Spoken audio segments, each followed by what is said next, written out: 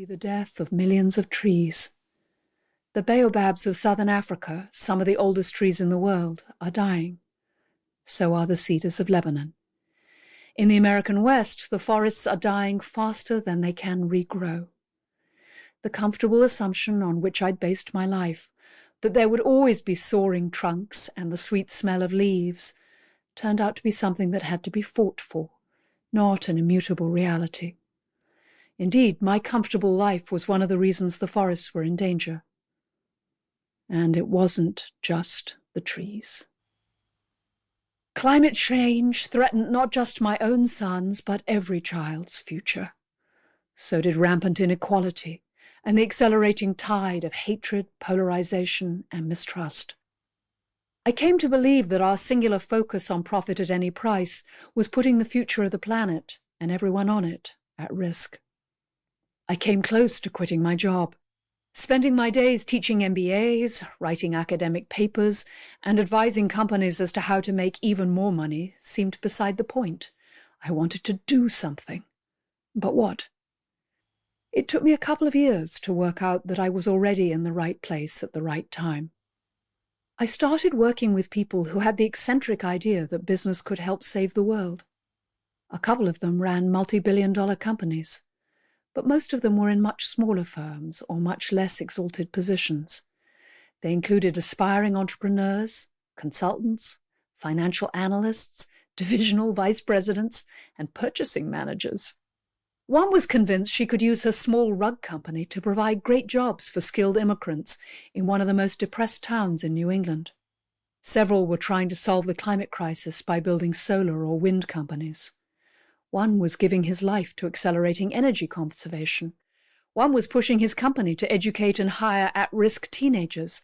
Another was hiring convicted felons. Another was doing everything she could to clean up labor practices in the factories her firm ran across the world.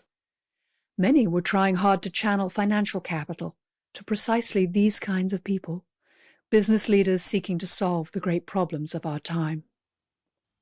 All of them were skilled business people, very much aware that the only way they could drive impact at scale was to ensure that doing the right thing was a both-and proposition, a means to both build thriving and profitable firms and to make a difference in the world.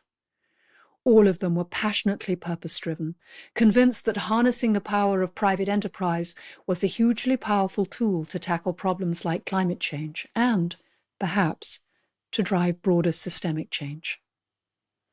I loved working with them. I still do. They strive to live fully integrated lives, refusing to wall off their work from their deepest beliefs. They struggle to create what one purpose-driven leader I know calls truly human organizations, firms where people are treated with dignity and respect, and motivated as much by shared purpose and common values as by the search for money and power. They try to make sure that business is in service to the health of the natural and social systems on which we all depend. But I worried. I worried that this approach to management would never become mainstream, that it was only exceptional individuals who could master the creation of both purpose and profit. I was convinced that in the long run, the only way to fix the problems that we face was to change the rules of the game, to regulate greenhouse gas emissions and other sources of pollution so that every firm has strong incentives to do the right thing, to raise the minimum wage, to invest in education and healthcare, and to rebuild our institutions so that our democracies are genuinely democratic and our public conversations are characterized by mutual respect and a shared commitment to the well-being of the whole. I couldn't see how a few purpose-driven firms could help drive the kind of systemic change that we would need to put these kinds of policies in place. My students, by this time I was teaching a course in sustainable business, shared my concerns. They had two questions. Can I really make money while doing the right thing? And would it make a difference if I could?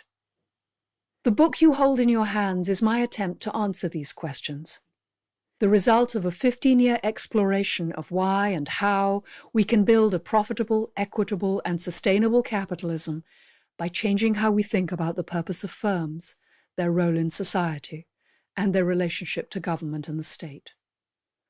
I do not suggest